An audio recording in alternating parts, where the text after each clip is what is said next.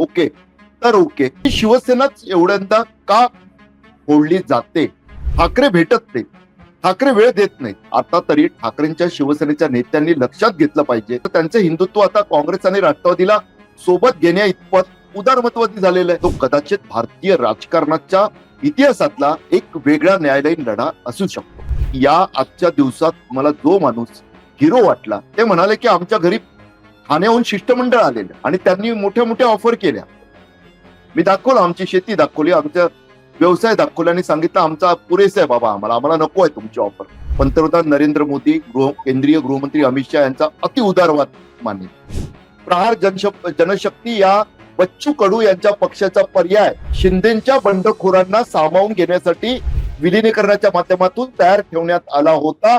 Operation टायगरच्या माध्यमातून ज्या पद्धतीने ठाकरे सेनेचे खासदार फोडण्यात आले आणि एकनाथ शिंदेकडे आता ते गेल्याचं समजतंय, त्यानंतर या खासदारांना नेमकं भवितव्य काय असा एक प्रश्न उपस्थित होतो. आणि यामध्ये प्रामुख्याने सगळ्यात जास्त चर्चा होती फुटलेल्या खासदारांमध्ये ओमराजे निंबाळकर यांची. आणि ओमराजे निंबाळकर जर आपण पाहिलं तर तिकडे म्हणजे दिल्लीला जाण्याच्या आधी कोर्टात हजर झाले होते. त्यांच्या वडिलांची जी काही हत्येचं प्रकरण होतं त्या संदर्भात ते कोर्टात हजर झाले आणि त्यानंतर थेट ते दिल्लीला रवाना झाले. हे सगळ्या घडामोडी पाहतात त्यांचं कनेक्शन आता हे फुटीचं कुठे त्या प्रकरणाशी जोडलं जातंय का अशाही चर्चा आहेत. आणि या सगळ्यामध्ये आता जो काही कायदेशीर बाबींचा उल्लेख होतोय, अपात्रतेचा, खासदार अपात्रतेचा वगैरे, त्या सगळ्या बाबतीत कायदेशीर बाबी काय सांगतात आणि स्वतंत्र गट जो निर्माण केला असं सांगण्यात आलं, तो स्वतंत्र गट याची व्याख्या नेमकी काय आहे आणि यासोबत अनेक मुद्द्यांवर आज चर्चा करण्यासाठीचा हा व्ह्यूज रूम. नमस्कार, मी शीतल आणि माझ्यासोबत चर्चा करण्यासाठी जोडले गेले ज्येष्ठ पत्रकार आणि राजकीय विश्लेषक तुळशीदास भोईटे सर. सर, खूप खूप स्वागत आहे तुमचं ऑडिबन मध्ये. नमस्कार शीतल. सर, सगळ्यात पहिलाच प्रश्न आहे, नेमकं काय चाललंय शिवसेनेत? कारण गेल्या वेळेस एवढं मोठं ऐतिहासिक बंड, आमदार फुटले 40, त्यानंतर आता 6 खासदार म्हणजे 7 खासदारांची खरं तर चर्चा होती, पण ज्या पद्धतीने आता दिसतेत किती खासदार गेलेत, या सगळ्यात उद्धव ठाकरेंचं कुठे चुकतंय का किंवा चुकलंय का? शीतल, म्हणजे मला असं वाटतं की काँग्रेस नंतर या देशातला एकमेव पक्ष शिवसेना असावा. आपल्या महाराष्ट्रातील शिवसेना हा पक्ष जो फुटतोय मला वाटतं हा 5वी फूट आहे प्रकारे. म्हणजे बाळासाहेब ठाकरे असताना फुटला, काँग्रेसच्या राज्यात फुटला, 2दा फुटला, मोठ्या फुटी म्हणजे म्हणतोय मी, छोटं मोठं नाही सांगत आहे. आणि त्यानंतर उद्धव ठाकरेंच्या हाती कारभार आल्यापासून सुद्धा आणि आता तर 2022 आणि त्यानंतर 2026 हे 2दा फुटणं, एकाच वेळी 6 खासदार फुटण्याची चर्चा जी सुरू आहे, फुटले असं जे आपण मानतोय, त्यातून स्वाभाविकरित्या हा प्रश्न जो तुम्ही उपस्थित केला शीतल, तो महत्वाचा ठरतो की का सारखं शिवसेना फुटते. आणि त्यात तुम्ही म्हटलं तसं उद्धव ठाकरेंचं काही चुकतंय का? मी यासाठी आधीच्या फुटींचा सुद्धा उल्लेख केला की हेच लक्षात आणून द्यायचं होतं की शिवसेना आत्ताच फुटते असं नाही. शिवसेना, दिवंगत शिवसेना प्रमुख उद्धव बाळासाहेब ठाकरे असताना सुद्धा फुटीचा सामना, 2दा मोठ्या फुटीचा सामना शिवसेनेला करावा लागला होता.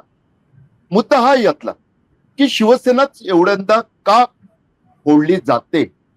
शेवटी लक्षात घ्या, आपोआप काही फुटत नसतं, कुणीतरी त्यामागे असावं लागतं, सत्ता असावी लागते, सत्तेचं संरक्षण असावं लागतं. आणि त्या पलीकडे जात 2014 नंतर देशाच्या राजकारणात एक वेगळी रणनीती जी आलेली आहे, त्यात केवळ राजकीय पक्ष नाही तर ईडी, सीबीआय, IT आणि आपल्या महाराष्ट्राच्या बाबतीत तर लोकल जी CID असते ती सुद्धा या प्रकारच्या, आणि लाचलुचपत प्रतिबंधक खातं सुद्धा, अशा एक नाही तर 5-5 यंत्रणा, आणि त्यात पुन्हा निवडणूक आयोगाकडे बोट टाकलं जातं आणि त्यांचाही गैरवापर होतो याचा आरोप भारतीय जनता पार्टीच्या विरोधकांकडून केला जातो. ते सर्वच एकत्रित. मात्र तरी सुद्धा मी तुमच्याच प्रश्नाला का योग्य म्हणतोय, योग्य त्याचं कारण आहे की शेवटी हे घडतंय, हे आज नाही घडतंय, 2026 मध्ये नाही घडलंय पहिल्यांदा. याआधी 2022ला मोठा फटका बसलेला होता, पक्ष हातातून गेलेला. तरी सुद्धा मग जेव्हा 6 खासदार सोडून गेले जमाय असं आपण मानूया, आता जी माहिती मिळते त्याच्या आधारे, तसंच 16 आमदार सुद्धा 20 पैकी लक्ष केले जातील असं उघडपणे शिंदेच्या शिवसेनेचे नेते सांगू लागले. त्या परिस्थितीत ठाकरेंच्या शिवसेनेच्या नेतृत्वानं, म्हणजे अर्थातच उद्धव ठाकरे, आदित्य ठाकरे आणि त्याचबरोबर पुढच्या फळीतले नेते, यांनी त्याच्यावर काही प्रतिबंधात्मक उपाययोजना करायला नको का, हा प्रश्न पडणं स्वाभाविक आहे. त्यातलं एक सातत्यानं भारतीय जनता पार्टीच्या युतीपासून मवियापर्यंत जो आक्षेप घेण्यात आला तोच सातत्यानं शिवसेनेला किंवा ठाकरेंना सोडणाऱ्या नेत्यांकडून तो आहे संवादाचा अभाव. परंतु यावेळी जे शेवटचं घडलं त्यातून तो मुद्दा कितपत योग्य मानाचा हा प्रश्न तयार होतो. तो म्हणजे ठाकरे भेटत नाहीत, ठाकरे वेळ देत नाहीत. मात्र या 6 खासदारांना जेव्हा मातोश्रीवर बोलवण्यात आलं तर त्यांच्यापैकी संजय दिनाबामा पाटील हे सोडले तर कुणीही तिथं पोहोचलं नव्हतं. हे आपल्याला लक्षात घ्यावं लागेल. उलट त्या आधारेच आपण बातम्या केला की शिवसेनेत कशी नाराजी आहे, शिवसेनेत ठाकरेंच्या नेतृत्वाविषयी कसा असंतोष आहे. ही संधी होती त्यांना तिकडे जाण्याची, संवादाची, असं आज अरविंद सावंत, संजय राऊत जे सांगत होते त्यात त्यामुळे तथ्य आहे हे म्हणावं लागतं. संजय दिनाबाबा पाटील सुद्धा मुंबईतल्या ईशान्य मुंबईतून त्यांनी ठरवलं तर अर्ध्या तासात ते मातोश्रीवर रोज पोहोचू शकतात. मात्र ते सुद्धा ती बैठक संपता संपता पोहोचले, त्याची सुद्धा बातमी झाली. त्यामुळे शीतल, मला असं वाटतं चुकलं तर असतंच, असं नसतं की केवळ समोरचा प्रतिस्पर्धी जे करतोय तेच चुकीचं आहे. प्रत्येक राजकीय पक्षाला आपला डाव खेळायचा अधिकार आहे आणि आपल्याला सुद्धा आपला बचाव करण्याचा अधिकार आहे. हे आता तरी ठाकरेंच्या शिवसेनेच्या नेत्यांनी लक्षात घेतलं पाहिजे. आणि सर्वात महत्वाचं, दरबारी राजकारणच सर्वात महत्वाचं असतं. त्या गैरसमजातून बाहेर येत लोकांमधलं राजकारण केलं पाहिजे असंही सांगावंसं वाटतं. शीतल, सर, आपण काही फुटींचा उल्लेख केला तुम्ही आता उत्तर देत असताना. त्यामध्ये आपण प्रामुख्याने 2022च्या फुटीबाबत बोलूयात. त्यावेळेस आमदारांनी किंवा शिंदेंनी स्वतः बोललं होतं अनेकदा, किंवा अजूनही बोललं जातं अनेक भाषणांमधून, की आम्ही बाळासाहेबांचा वारसा घेऊन किंवा विचारांचा वारसा घेऊन बाहेर पडलेलो आहोत, आम्ही विचारांचा वारसा बाळासाहेब ठाकरेंच्या चालवत आहोत. आता जे खासदार फुटलेत ते कोणता वारसा घेऊन बाहेर पडलेत किंवा ते कोणता वारसा चालवणार आहेत? आता इकडे खरं तुम्ही अगदी वर्मावर बोट ठेवताय त्यांच्या. त्याचं कारणच आहे की शिंदे जेव्हा फुटले तर त्यांच्याकडे तकलादुका होईना. म्हणजे तकलादुका म्हणतोय मी कारण काल मी नितीन देशमुख, अकोल्याचे आमदार ठाकरेंचे, त्यांचं ऐकलं. त्यांनी प्रश्न विचारला की अहो 2.5 वर्ष ते मविया सोबत होते ना, नगरविकास सारखं मलईदार खातं घेऊन होते, मग तेव्हा हिंदुत्व कुठे गेलेलं. हा त्यांचा मुद्दा विचार करायला लावणारा आहे. पण तरी सुद्धा मी मान्य करेन की 2022च्या बंडात किंवा शिंदे अनेकदा रोखून सांगतात नाही उठावात म्हणा, त्या उठावात काहीतरी एक वैचारिकता होती, कारण होतं. आणि पुन्हा एक सर्वात महत्वाचं जे सांगितलं जात होतं की अहो युती म्हणून लढलो, हिंदुत्वावर लढलो, बाळासाहेबांचा चेहरा होता, उद्धव ठाकरेंचा होता, तसा पंतप्रधान नरेंद्र मोदी, तत्कालीन मुख्यमंत्री आताचेच तेव्हा होते देवेंद्र फडणवीस, त्यांचेही चेहरे वापरलेले पटणार होतात. की शेवटी युतीसाठी मतं मागताना ते काय एका पक्षाचे मतदार देत नसतात. त्यामुळे ते घडलं ते चुकीचं का याच्यावर विचार करण्याला भाग पाडलं जात होतं आणि ते योग्यही होतं. मात्र आताच काय, आताचे हे जे 6 फुटतात आहे, या 6नी मशालीवर निवडणूक लढवली आहे. जेव्हा ठाकरेंनी पुढचा मार्ग स्वीकारला तेव्हाची निवडणूक ही 2024ची, 19ला ते वेगळे झालेत. ते काही हिंदुत्व सोबत म्हणजे भाजपा सोबत राहिले नाहीत, ते हिंदुत्वावरच राहिले असा त्यांचा दावा असतो. मात्र त्यांचे हिंदुत्व आता काँग्रेस आणि राष्ट्रवादीला सोबत घेण्या इतपत उदारमतवादी झालेलं आहे. या नव्या वातावरणातल्या निवडणुका आहेत. आज अनेक ठिकाणचे शिवसैनिक तुम्ही निदर्शन करताना पाहिले असतील. त्यात धाराशिव उमराजेंचा जिल्हा, त्यात शिर्डी चौरेंचा जिल्हा, त्यात यवतमाळ वगैरे वगैरे सर्व टप्प्यातले दिसत होते, हिंगोलीतले दिसत होते शिवसैनिक. त्या सर्वांना जे खुपत होतं ते हेच की आम्ही तुम्हाला निवडून दिलं ते भारतीय जनता पार्टीच्या विरोधात, शिंदेच्या शिवसेनेच्या विरोधात. संजय दिनाबाबा पाटलांविरोधात कोण होतं? कमळ. वाघचौरेंच्या विरोधात कोण होतं? धनुष्यबाण. माफ करा, संजय देशमुखांच्या विरोधात कोण होतं? धनुष्यबाण. धाराशिवला कोण होतं?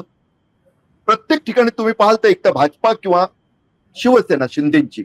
त्यामुळे स्वाभाविकरित्या या शिवसैनिकांचा आजचा जो प्रक्षोभ दिसतोय, जो राग दिसतोय, जे प्रश्न विचारले जातात आहे, फिरू दिलं जाणार नाही, साईबाबांची खोटी शपथ घेतली, आईची खोटी शपथ घेतली वगैरे वगैरे, जो संताप व्यक्त होतोय त्याचा मागचं कारण हेच आहे की या 6 जणांना यावेळी वैचारिक काही अधिष्ठान नाहीये त्यांच्या बंडाला.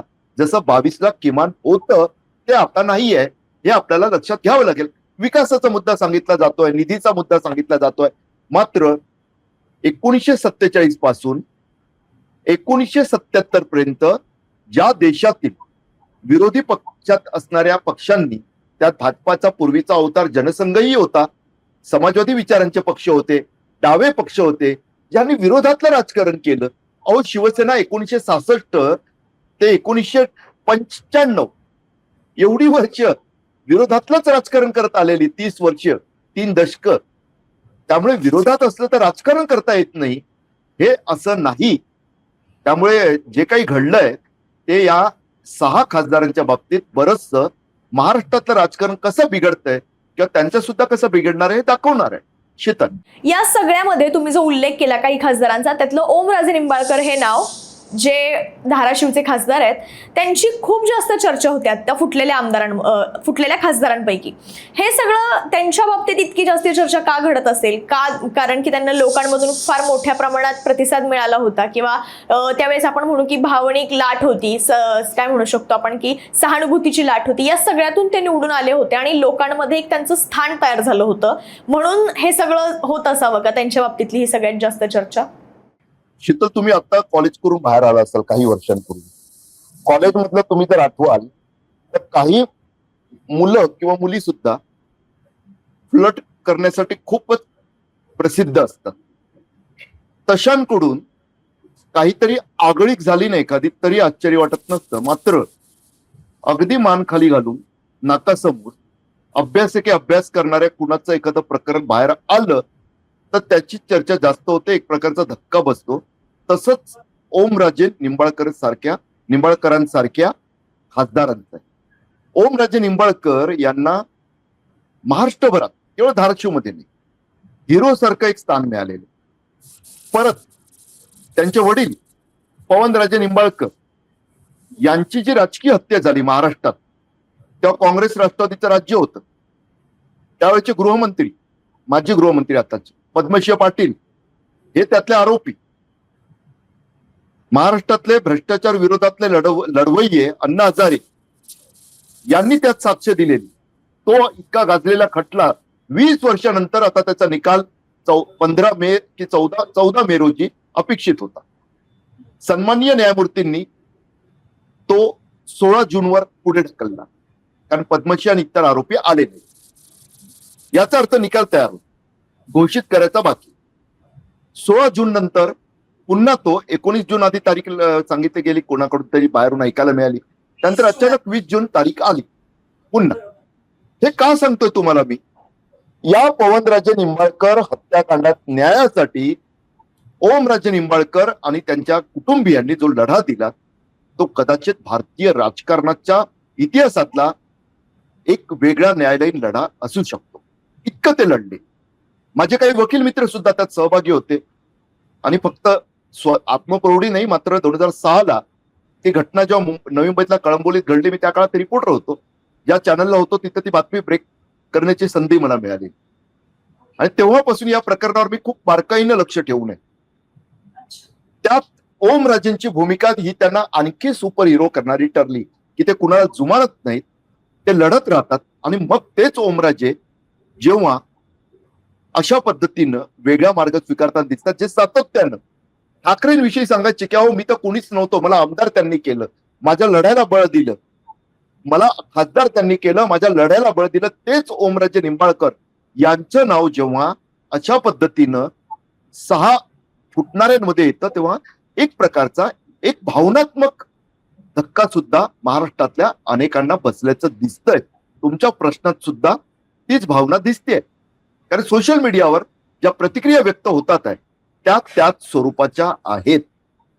त्यामुळे ओमराजेंच्या बाबतीत कुठंतरी त्यांना अडचणीत आणणार हे ठरेल का? कैलास पाटील, त्या धाराशिव मधले एक आमदार, जे सुरतवरून नितीन देशमुख अकोल्याचे परत आले, तसेच तेही परतले, सुटका करून घेऊन असा त्यांनी दावा केलेला दोघांनी. त्या कैलास पाटलांनी सुषमा अंधारेंना असं सांगितलं फोन केल्यावर की मी त्यांच्याबद्दल सांगू शकत नाही, मी माझ्याबद्दल सांगतो की मी ठाकरेंसोबत. जेव्हा जवळचा सहकारी आमदार प्रत्येक लढ्यातला सहकारी जेव्हा हे सांगतो की मी त्यांच्याबद्दल काही सांगू शकत नाही, तेव्हा अविश्वास राजकारणातच नाही, वैयक्तिक जीवनात सुद्धा जेव्हा जवळच्या नात्यांमध्ये अविश्वास येतो ना शीतल, तेव्हा तो घातक ठरतो. एवढं नक्की असतं शीतल. सर, या सगळ्यामध्ये तुम्ही पवनराजे निंबाळकर यांच्या म्हणजे ओमराजे निंबाळकरांच्या वडिलांच्या त्या सगळ्या केसचा उल्लेख केला. या निमित्ताने एक प्रश्न मला पडलाय की आता जर आपण पाहिलं तर कालपर्यंत ते कोर्टामध्ये होते, जसं तुम्ही उल्लेख केला, त्याच्यानंतर निकालाची तारीख पुढे ढकलण्यात आली वगैरे वगैरे. कालपर्यंत कोर्टात असलेला माणूस किंवा ओमराजे निंबाळकर हे खासदार आज अचानक सत्ताधारी पक्षात जाण्यासाठी किंवा एकूणच पक्षांतरासाठी ह्या सगळ्या म्हणजे हे सगळी कृती करतो. आणि यानंतर मग प्रश्न पडतो की हे सगळं कुठेतरी निकालासाठी चाललंय का, किंवा कारण ज्या पद्धतीने टायमिंग आपण म्हणतोय, कारण की ज्यांच्यावरती याचे आरोप आहेत या सगळ्या प्रकरणाचे, त्यांचे काही नातेवाईक म्हणू किंवा थेट त्यांचे कौटुंबिक काही संबंध आहेत, ते सत्ताधारी गटात आहेत. मग हे सगळं कुठेतरी टायमिंग जुळवून आणलंय का? याच्या मागे सुद्धा काही राजकीय चाल आहे का, हे जे प्रकरण आहे त्याच्या निकालाच्या मागे? मला असं वाटतंय की 2024 लोकसभा निकालानंतरच याला जर ऑपरेशन टायगर असं म्हणायचं असेल तर मला मुलगा हे वेगळ्या प्रकारचं राजकारण आहे, त्यामुळे म्हणावं का प्रश्न पडतो, पण शेवटी प्रचलित आहे त्यामुळे आपण तो शब्द वापरला पाहिजे, ऑपरेशन टायगर. तर त्याची सुरुवात तेव्हापासूनच झाली असावी. म्हणजे असं म्हणतात ना की दाणे टाकायला सुरुवात केली त्यांनी. त्यातलं ओमराजे निंबाळकर यांच्या मुलाची तब्येत चांगली नसल्याने ते पुण्यात त्याच्या देखभालीसाठी असं सुद्धा मला 2 दिवसापूर्वी सांगण्यात आलेलं त्यांच्या निकटवर्तीयांकडून. बरोबर. त्यामुळे ते मिटिंगला सुद्धा आले नाही, नंतर अधिकृत सुद्धा बाहेर आलं, तसं सांगण्यात आलं. तसंच ते या खटल्याच्या निकालासाठी येतात आहे हे सुद्धा मला कळलेलं, आणि मी तसं माझ्या काही पत्रकार मित्रांशी शेअर सुद्धा केलेलं, त्यांची ते आले सुद्धा मुंबईत, हे वास्तव. आता त्यानंतर अचानक ठरलं का नाही शिकत, जसं मी म्हणालो की 2024 निकालानंतर याची सुरुवात झाली असावी, तसंच शेवटी कसं असतं माहितीये का, आता अंकुर फुटून वर वर वर यायला लागले, मात्र ते बीज आधीच रोवली गेलेली, त्याची तयारी सुरू होती. जसं या आजच्या दिवसात मला जो माणूस हिरो वाटला, राजाभाऊ वाजे, नाशिकचे खासदार, त्यांच्या वडिलांनी जी माहिती दिली ना ती खूप इंटरेस्टिंग आहे. ते म्हणाले, ते शेतकरी आहेत, ते म्हणाले की आमच्या घरी ठाण्याहून शिष्टमंडळ आलेलं आणि त्यांनी मोठ्या मोठ्या ऑफर केल्या. मी दाखवलं, आमची शेती दाखवली, आमचा व्यवसाय दाखवला आणि सांगितलं आमचा पुरेसा आहे बाबा, आम्हाला नको आहे तुमची ऑफर, आणि माझा मुलगा माझा ऐकतो, तो काही तसं करणार नाही. हे का सांगतोय मी तुम्हाला, त्याचं कारण असं आहे की शिष्टमंडळ म्हणजे 4-5 लोक तरी समजावायला गेली असतील की तुमचा स्वार्थ कशात आहे, तुमचं हित कशात आहे, तुम्हाला आम्ही येऊ देऊ जे काय ऑफर केल्या जातात.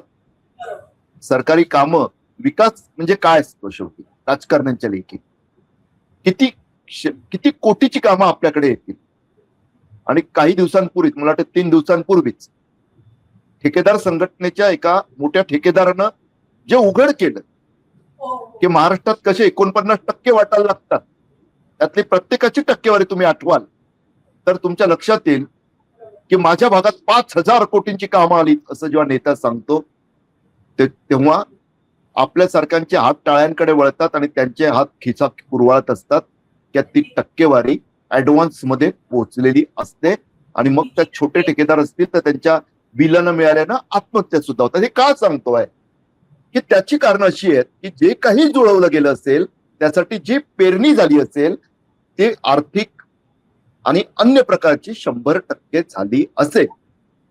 आणि त्यात पुन्हा ग्रामीण भागातलं राजकारण हे संस्थात्मक सुद्धा असते. त्या संस्थात्मक राजकारणात कुठं काही चुकलं असेल, नाही असं होत नसतं. आता तुम्ही आणि मी बोलतोय, तुम्ही या वयात एवढ्या परिपक्वतेने अँकरिंग करता, तरी सुद्धा एखादी चूक जाऊ शकते. माणूस आहोत आपण, मी सुद्धा एवढ्या वर्षांचा माझा अनुभव आहे तरी चुकतो, मोकळेपणानं सांगतो, माणूस आहे, चुकतो. काही वेळा संदर्भ आठवत नाही, राहून जातो सांगायचा. परंतु मग मोठ्या प्रमाणावर कोट्यवधीची उलाढाल असणाऱ्या संस्थांमध्ये सुद्धा जाणतेपणी सुद्धा आणि अजाणतेपणी सुद्धा चुका होतात.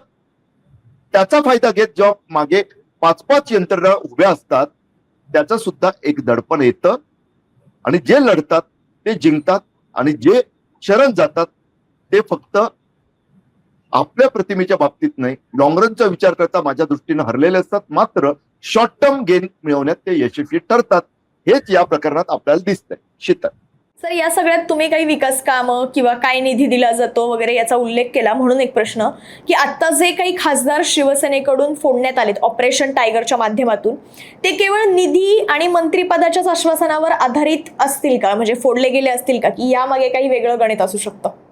शीतल, मला शंका आहे की या फुटलेल्या 6 पैकी कुणाला मंत्रिपद दिलं जाईल का? तर मी त्याला मग पंतप्रधान नरेंद्र मोदी, केंद्रीय गृहमंत्री अमित शहा यांचा अतिउदारवाद मानेन.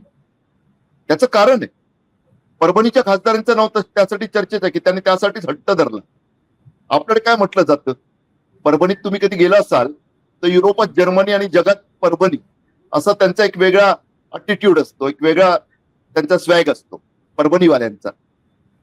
त्या परभणीची आणखी एक परंपरा म्हणजे तिथं गेल्या काही दशकांपासून, वर्षांपासून पण नाही, परभणीकर मतदार शिवसेनेला निवडून देतात खासदारकी, आणि तो खासदार शिवसेना सोडून निघून जातो. परत ठाकरे कोणाला तरी तिकीट देतात, पुन्हा तो निवडून येतो, दुसरा माणूस खासदार म्हणून, पुन्हा तो जातो. आता जे संजय बंडू जाधव गेलेत अशी चर्चा आहे, त्यांचा अपवाद होता की 2024ला ठाकरेंतर्फेच लढले, मशालीवर लढले. त्यामुळे आपल्याला मंत्रिपद मिळालंच पाहिजे असा त्यांचा आग्रह असल्याचं सांगितलं जातं, कारण मी एवढी मोठी रिस्क घेतोय, धोका पत्करतोय असं सांगितलं जातं. परंतु मला शंका आहे, मी मोकळेपणानं सांगतो, कारण शेवटी शिवसेनेचे आता 13 खासदार होते, 7 एकनाथ शिंदे यांचे आणि 6 हे 13. त्या 13मध्ये एक राज्यमंत्रीपद आधीच आहे, आणि तेही शेजारच्या बुलढाण्याच्या दिलेलं आहे जाधवांना, प्रतापराव जाधवांना. एक कॅबिनेट मंत्रीपद मिळू शकतंय, ते स्वाभाविकरित्या डॉक्टर श्रीकांत शिंदे यांना मिळावं अशी एकनाथ शिंदेची अपेक्षा आहे. आणि ते एक प्रकारे पाहिलं तर योग्य सुद्धा ठरेल. नंबर 2ला आहेत ते पक्ष, त्यांच्याकडे ते पद असलं पाहिजे असं. आणि मग त्या परिस्थितीत या नव्यानं आलेल्यांना दिलं जाईल का? 16वर 3 मंत्रिपदाचं होईल का? किंवा प्रतापराव जाधवांना दुखावून यांना दिलं जाईल का? एक नाही, अनेक मुद्दे येतात, त्यामुळे त्याबद्दल मला शंका आहे. मात्र एक मुद्दा, जो संजय राऊत, ते खरे आपल्याच क्षेत्रातील पत्रकार, संपादक, बातमी त्यांना चांगली कळते, ब्रेकिंग बनवता येते, तयार करता येते, न्यूज देणारा माणूस जेव्हा न्यूज मेकर बनतो तेव्हा किती चांगल्या पद्धतीने मांडतो ते दिसतं आपल्याला अनेकदा. त्यांनी जे काल ऍडव्हान्स दिले गेले 15 की 16 कोटी असं म्हटलं, त्यानंतर स्वाभाविक चर्चेला ऊत आला. आमदारांना 50 कोटी आणि यांना 15 कोटी, तो ऍडव्हान्स म्हटलं त्यांनी. त्यामुळे आर्थिक नसतं का? राजकारण आणि अर्थकारण, आणि त्यातही 2022 नंतरच हे आता अपवाद करता येतच नाही. फक्त किती खोके तर ओके एवढाच प्रश्न असतो. आणि त्या मतदारसंघातलं त्या माणसाचं स्थान, तो वैयक्तिक पातळीवर किती मतं आणू शकतो. कारण शेवटी ग्रामीण मतदारसंघांमध्ये विशेषतः किंवा निमशहरी मतदारसंघांमध्ये तुमची वैयक्तिक मतं आणि पक्षाची मतं चिन्हवाली ती एकत्र येऊन विजयाचं समीकरण साधण्याचा प्रयत्न असतो. त्या पद्धतीने प्रत्येकाचा विचार झाला असेल. काय सरसकट एक भाव ठरला, किमान हमी दर, असं नसतं होत. त्यानुसार पद पण ठरेल, त्यानुसार मग महामंडळांचं हे दिलं जाईल, आर्थिक लाभाचं महामंडळ किंवा आणखी कोणतं महामंडळ, किंवा मोठा विकास प्रकल्प एखादा केंद्रीय योजनेतला, त्याबद्दलचं आश्वासन असेल. वेगवेगळं स्वरूपात हे डील झाले असतील. मात्र आजच्या भाषेत सांगायचं तर खोके ओके झाल्याशिवाय हे डील पुढे गेले नसतील, एवढं नक्की आहे. शीतल, सर, या सगळ्यामध्ये आता आपण थोडं कायदेशीर दृष्ट्या, म्हणजे कायदेशीर बाबी आणि तांत्रिक बाबींबद्दल थोडं मला विचारायचं आहे. खरं तर पक्षांतर बंदी कायद्यानुसार 9 पैकी 6 म्हणजे थोडक्यातच 2/3 खासदार फुटल्यानं आता त्यांच्यावर अपात्रतेची कारवाई तांत्रिक दृष्ट्या शक्य आहे की अशक्य आहे? एक 2-3 मुद्दे सांगतो पहा. आपल्या भारतीय संविधानाच्या 10व्या परिशिष्टात याबद्दल पक्षांतर बंदी कायदा जो आपण म्हणतो त्याचं दिलेलं. त्यातलं पहिलं की ज्या पद्धतीने अपात्रता होते, जर तुम्ही पक्षाचा त्याग केला किंवा आणखी स्वतःहून त्याग केला तर ते सर्व माहित आहे आपल्याला. मात्र जेव्हा अशा पद्धतीनं सामूहिक पक्षांतर होतं तेव्हा काय आवश्यक असतं? आता कालपासून मराठी माध्यमांमध्ये एक शब्द वापरला जातो की स्वतंत्र गट. म्हणून मान्यता देण्याची मागणी केली.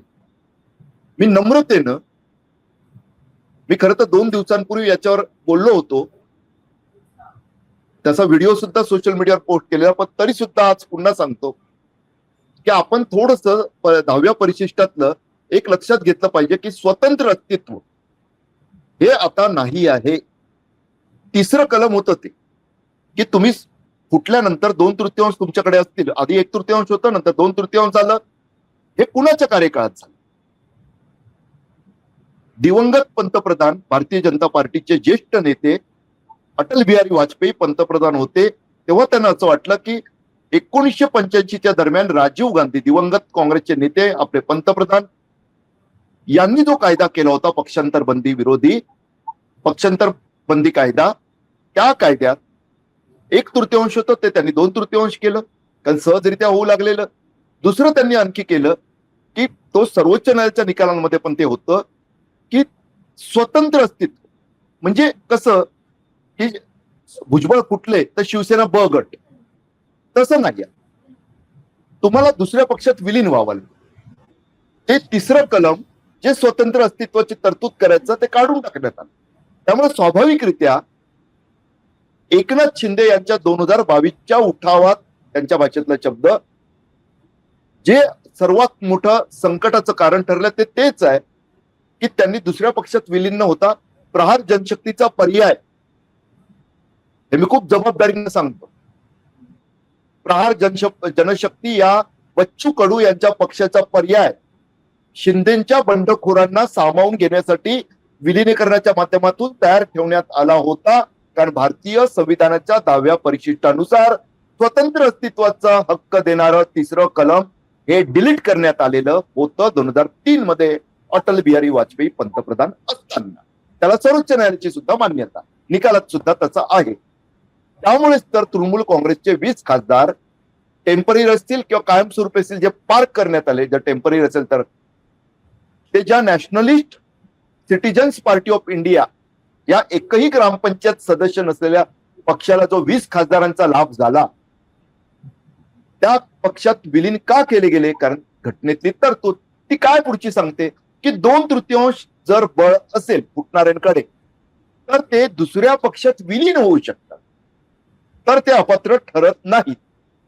हे इथं आपल्याला लक्षात घेतलं पाहिजे. त्यामुळे राष्ट्रीय माध्यमांमध्ये आज दुपारनंतर ज्या बातम्या आल्या की सकाळी 9:30 वाजता शिंदेच्या पक्षात विलीन होण्याचं एक पत्र 6 खासदारांनी लोकसभेचे अध्यक्ष ओम बिर्ला यांना सोपवलेलं आहे. हे जर खरं असेल तर हे त्या दृष्टीनं झालं असावं. स्वतंत्र गट म्हणून मान्यतेचा प्रश्न येत नाही. तसं झालं तर काय मग? भारत हा चमत्कारांचा देश आहे, चमत्कार होत राहतात असं आपल्याला म्हणावं लागेल. शीतल सर, आता या सगळ्यावर मूळ राजकीय पक्ष म्हणून सुद्धा एक मुद्दा आहे आणि पुन्हा संसदीय पक्ष, यातला फरक लक्षात घेता नेमके काय काय परिणाम आता या सगळ्या घडामोडींमध्ये होऊ शकतात किंवा या खासदारांवर? शीतल, खूप चांगला प्रश्न आहे हा. त्याचं कारणच आहे की हाच खरा घोळ झालेला 2022 पासून आतापर्यंत.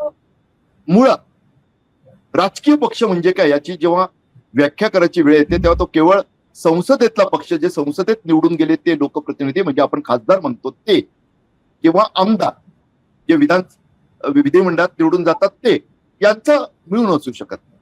तो संसदीय पक्ष, तो विधिमंडळ पक्ष, पक्ष याची व्याप्ती मोठी आहे ना.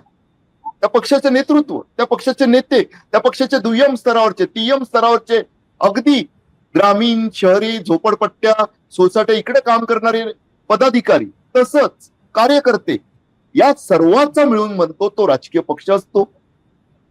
शिंदेच्या बाबतीत जे अडचणीचं ठरतं ते हेच. कारण निवडणूक आयोगानं सरसकट विधिमंडळ पक्ष, संसदीय पक्ष हा पक्ष धरत त्यांच्या बाबतीत निर्णय घेतला. त्यांना धनुष्यबाण आणि पक्ष शिवसेना हे नाव देऊन टाकलं. वाद तिकडेच आहे, जो सर्वोच्च न्यायालयात त्याचा निकाल अपेक्षित आहे. चंद्रचूड साहेबांवर खूप टीका होते. होय, त्यांनी त्यांच्या कार्यकाळात दिला असता तर रामशास्त्री प्रभूंच्या याच्यात त्यांचं नाव लिहिलं गेलं असतं मालिकेत, असं बोललं जातं.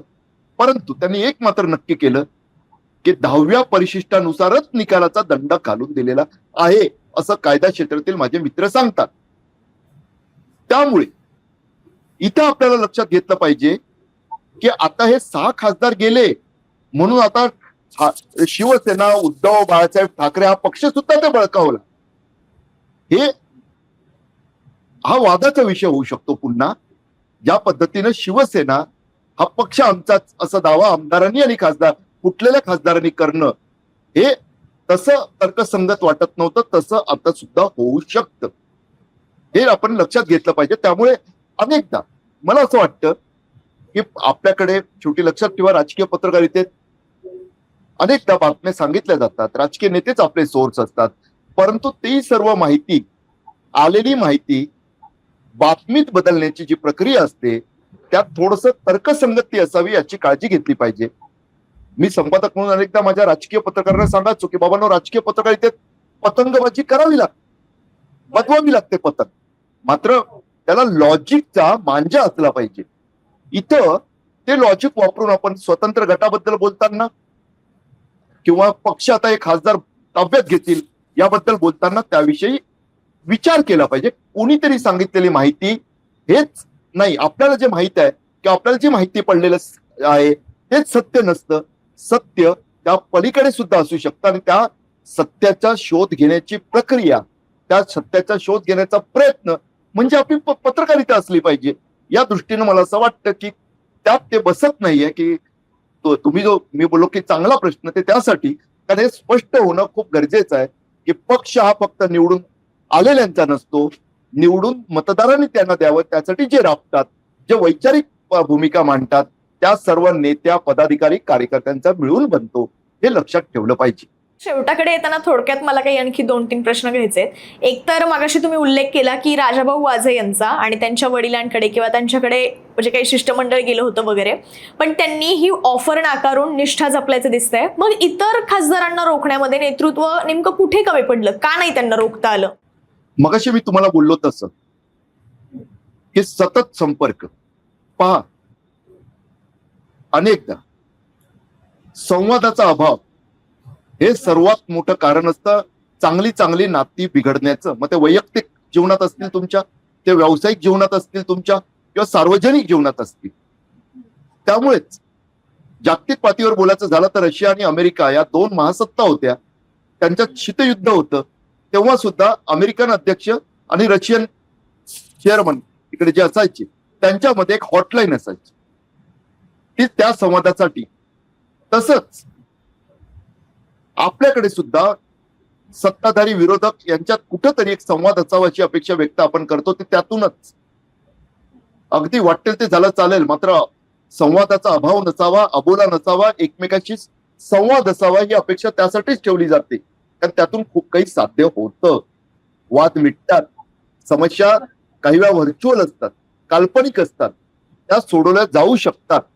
ठाकरेंच्या शिवसेनेच्या बाबतीत सातत्यानं भारतीय जनता पार्टी युती मित्र होती तेव्हापासून ते आतापर्यंत शिवसेना सोडणाऱ्या प्रत्येकाकडून, अगदी मी मान्य करतोय की काही लोक विनाकारण पण तो चित्र उभं करत असतील, मात्र तरी सुद्धा सातत्यानं जेव्हा एक आक्षेप घेतला जातो की संवादाचा अभाव आहे, त्याचा नेतृत्वानं गंभीरतेनं विचार केलाच पाहिजे. विशेषतः जेव्हा तुम्ही राजकारणाच्या धंद्यात असता किंवा राजकारणाच्या क्षेत्रात असता तेव्हा स्वाभाविकरित्या तिथे तर संवादच आहे ना. तुम्हाला तिथे कोट्यावधींना संबोधित करायचं आहे, तिकडं कनेक्ट करायचं आहे, तर तुमच्या कार्यकर्त्यांची, नेत्यांची, पदाधिकाऱ्यांची, लोकप्रतिनिधींची तुमचा संवादाचा अभाव कसा चालेल? तो असलाच पाहिजे, हे पहिलं. दुसरं, लोकसभा विजयानंतर, विधानसभा पराभवानंतर ठाकरेंची शिवसेना कुठेतरी कोशात गेली आहे का हो? तिथे अंबादास दानवे ट्रॅक्टर मार्च काढतात, तिथे अंबादास दानवे वेरूळला जाऊन मुख्याध्यापकाची पोलीस आणि वाळू माफियांनी हत्याच केली आहे, हत्याच आहे करतात, त्यासाठी लढताना दिसतात. इतर ठिकाणी तुम्हाला कुठे महाराष्ट्रात एक विनायक राऊतांनी मध्यंतरी हापूस आंब्यासाठी राजू शेट्टींच्या जोडीनं कोकणातल्या शेतकऱ्यांसाठी आंदोलन केलं मुंबईत, त्याचा अपवाद वगळला तर फार काही ऐकायला मिळत नाही ना. अहो, पक्ष किंवा निवडणुकीपुरता नसतो असं भाजपाला जेव्हा तुम्ही सुनावता तेव्हा उरलेल्या कार्यकाळात तुमच्या त्या 5 वर्षांमध्ये पक्षाच्या कार्यकर्त्यांना, पदाधिकाऱ्यांना, लोकप्रतिनिधींना तुम्ही कार्यक्रम द्यायचा असतो. आज भास्कर जाधव कोकणातले आमदार त्यांनी खूप चांगलं सांगितलं की उद्धव साहेब तुम्ही घाबरू नका, मात्र आपल्याला एक कार्यक्रम ठरवावा लागेल. शेवटी पक्ष हे केवळ पैशावर नाही चालत शीतल. पक्ष हे केवळ दहशतीवर नाही चालत. पक्षाकडे नेतृत्व आणि त्या नेतृत्वाकडे विचार आणि कार्यक्रम असावा लागतो. त्यातून पुढचं विजन ठरतं. तो कार्यक्रम देण्याची वेळ आता या संकटानंतर, गेल्या 4 वर्षातल्या दुसऱ्या संकटानंतर शिवसेनेच्या नेतृत्वाकडे समोर आलेली आहे. हीच ती वेळ आहे. त्यांचा हिट ठरलेल्या टॅगलाईनचीच आठवण करून त्यांना हे सांगावंसं वाटतं. शीतल, सर, शेवटचा एक प्रश्न आहे माझा, तो म्हणजे एकनाथ शिंदेंनी ज्यावेळेस 2022ला बंड केलं आणि आमदार फोडले, त्यावेळेस सतत असं बोललं गेलं, अजूनही बोललं जातं विरोधकांकडून, की भाजपच्या सोयीसाठी एकनाथ शिंदेंनी महाराष्ट्राचं वाटोळं केलं. पण आता असं बोललं जात आहे की ही गरज किंवा खासदारांची गरज भाजपला नसून एकनाथ शिंदेमधलीच ही अस्वस्थता आहे. कारण ज्या पद्धतीनं टीएमसीचे 20 खासदार फुटले आणि त्यांनी पाठिंबा दिला एनडीएला, त्यानंतर आपली बार्गेनिंग पॉवर वाढवण्यासाठी किंवा मेंटेन करण्यासाठी त्यांनी ही 6-7 खासदारांची जुळवाजुळव करून इथे दाखवून दिलेलं आहे आपलं वर्चस्व, असं बोललं जात आहे आता. पहा, राजकारणात मी अनेकदा सांगत असतो की एकतर तुमची उपयुक्तता आणि तुमचं उपद्रव म्हणून या दोनच गोष्टी महत्वाच्या असतात. बाकी ही वैचारिकता वगैरे ही पक्षासाठी, त्या नेतृत्वासाठी महत्वाची. मात्र सर्वात महत्वाचं आहे त्या वैचारिकतेतून पण सुद्धा उपयुक्तता आणि उपद्रव म्हणून. एकनाथ शिंदे यांना चांगल्या प्रकारे ठाऊक आहे की 2029 साठी भाजपाचं 100% भाजपाचा अजेंडा. त्यावेळी ते सातत्यानं आपल्याला जे प्रयत्न करताना दिसतात तो आहे टीना, म्हणजे there is no alternative for Eknath Shinde, अशी परिस्थिती निर्माण करण्याचा त्यांचा प्रयत्न दिसतो आपल्याला. मात्र असं समजणं हे थोडंसं भोळेपणाचं होईल आपल्यासाठी की भारतीय जनता पार्टी महाशक्ती, शिंदेच्या शब्दात, त्यांनी परवानगी दिल्याशिवाय 6 खासदार फोडण्याचं ऑपरेशन होऊ शक्य नाही. तुम्ही आठवा, याआधी 2-3 वेळा हेच एकनाथ शिंदे बोललेत की तुम्ही पत्रकार चुकीच्या बातम्या देता, असं काहीच सुरू नाहीये वगैरे वगैरे वगैरे. आठवा तुम्ही, ते बोललेले आहेत. त्यांचे नेते बोललेत की आमच्या शिंदे साहेबांनी इन्कार केला. उदय सामंत काल की परवा गेल्या 48 तासात त्यांचं विधान काढून पहा तुम्ही. त्यामुळे ती विधानं का त्यावेळी झाली यातून नाही हो, कुठचं काहीतरी बांधिलकी, नैतिकता वगैरे वगैरे उचंबळून आली. कुठेतरी बाळासाहेब ठाकरे स्वप्नात आले, त्यांनी दटावलं. काहीच असं नसतं. मगाशी म्हणाल तसं आपली गरज उपयुक्तता, उपद्रव शक्ती. त्यातून भाजपानं सांगितलं थांबा जरा. त्यात पुन्हा एकनाथ शिंदेच्या शिवसेनेच्या बाबतीत मी अनेकदा सांगतो की त्यांची युती कुणाशी आहे, ती राज्य भाजपाशी नाहीच, ते राष्ट्रीय भाजपाशी. राष्ट्रीय भाजपामुळे इकडचे राज्य भाजपावाले त्यांचं हे चालवून घेताना दिसतात आपल्याला. देवेंद्र फडणवीस यांना जर 100% अधिकार दिले निर्णय घेण्याचे, तर कदाचित भारतीय जनता पार्टी स्वबळावर इथं सत्तेत दिसेल आपल्याला. तेवढं तेही ऑपरेशन लोटस करून टाकतील इकडे, आणि कदाचित ते मित्रपक्षांच्या बाबतीत करून टाकतील. हेही सांगतो तुम्हाला. ठाकरे आणि फडणवीसांमध्ये जी एक त्या अमिताभ बच्चन यांच्या केबीसी मध्ये असते ना, फोन फ्रेंड, तशी लाईन 2022 नंतर ओपन झाल्याचं जे सांगितलं जातं ती अजूनही ती काही संपलेली दिसत नाहीये, हे सुद्धा वास्तव आहे. मात्र यावेळी 240 वाली भाजपा आहे अल्पमतातली, केंद्रात अल्पमतातलं सरकार आहे. 20 आलेत, ते सध्या त्या एनसीपीआय पार्टीत पार्क आहेत. ते कुठे पुढे जातील, भाजपामध्ये विलीन होतील की आणखी काय, ते आपल्याला ठाऊक नाही, अंदाज बांधता येत नाहीये. लॉजिकल हेच ठरले की ते भाजपाकडे गेले तर 260 वर भाजपा जाईल. आणि तिकडे शीतल तुम्ही म्हणता ते महत्वाचं ठरतं की मग मित्र पक्षांची आवश्यकता थोडी कमी होऊ लागते, त्यांच्यावरचं परावलंबित्व थोडं कमी होऊ लागतं. मात्र तुम्ही एक लक्षात घ्या, भारतीय जनता पार्टी ही फक्त 272 हे स्वबळाचं टार्गेट ठेवून विचार करणारा पक्ष नाहीये. त्यांना आणखी बरंच काही करायचं आहे ना. मतदारसंघांची पुनर्रचना हा विषय माध्यमांच्या चर्चेतून बाद झाला असला तरी भारतीय जनता पार्टीच्या कोर अजेंड्याचा भाग आजही असणार, याबद्दल काडी मात्र शंका मला तरी नाहीये. कारण त्यातून त्यांना जे साध्य करायचंय त्यासाठी ते वाटेल ते करतील. त्यात विजयला विजय मिळवताना काँग्रेसनं जो विश्वास गमावला आणि द्रमुकला गमावलं, त्या द्रमुकलाही कसं कुरवाळता येईल त्याचाही प्रयत्न भाजपा करताना दिसले तर आश्चर्य वाटून घेऊ नका. उद्या उद्धव ठाकरेंनाही ते त्यासाठी थोडंसं हे करून होते का हाही प्रश्न निर्माण होऊ शकतो, कारण त्यांच्याकडे 9चा आकडा होता जो आता 3 वर आला. तसंच इतर पण बरंच काही आहे. एक देश एक निवडणूक आहे, अनेक असे मुद्द्याचे भारतीय जनता पार्टीसाठी बळ त्यांना 2/3 पेक्षा जास्त बहुमताचं ज्यात घटना दुरुस्ती हा सुद्धा एक भाग राहील, त्यासाठी आवश्यक ठरेल. आणि त्यानुसार भाजपा आता थेट नको तर शिंदेच्या शिवसेनेकडून आणि काही ठाकरेंच्या बाजूचेच नाही तर कायदेशीर जाणकार सुद्धा सांगतात की अंतिमतः 10व्या परिशिष्टानुसार जर निकाल लागला आणि शिंदेकडून पक्षाचं नाव आणि चिन्ह गेलं तर त्या परिस्थितीत त्याचं कारण तेच कलम 3 मगाचे आपण जे बोलत होतो, कलम 3 मध्ये स्वतंत्र अस्तित्वाला परवानगी नव्हती. शिंदे जेव्हा फुटले तेव्हा त्यांनी स्वतंत्र अस्तित्व ठेवलेलं, ते कुठे विलीन झाले नव्हते. पुढचा निवडणूक आयोगाचा वगैरे तो पुढचा टप्पा आहे. अनेक जण निवडणूक आयोगाविषयी सांगतात, मात्र तो पुढचा टप्पा आहे. त्या आधीचे टप्पे पण शेवटी न्यायदानाच्या प्रक्रियेत लक्षात घेतले जातात, विचारात घेतले जावे लागतात. अर्थात पुन्हा भारत चमत्कारांचा देश आहे, नेमका काय घडेल ते नाही. मात्र तसं काही घडलं तर मग भाजपाला एकत्र सुद्धा बराच लाभ होऊ शकतो आणि भाजपा स्वबळावर 272च्या पुढे जाणारा 273चा आकडा मिळवू शकते, हे सुद्धा आहे. मात्र या सर्व प्रक्रियेत भाजपाला कुठेही स्वतःवर 2029 पर्यंत आणखी नवं कुठचं बालंट ही घ्यायचं नसावं.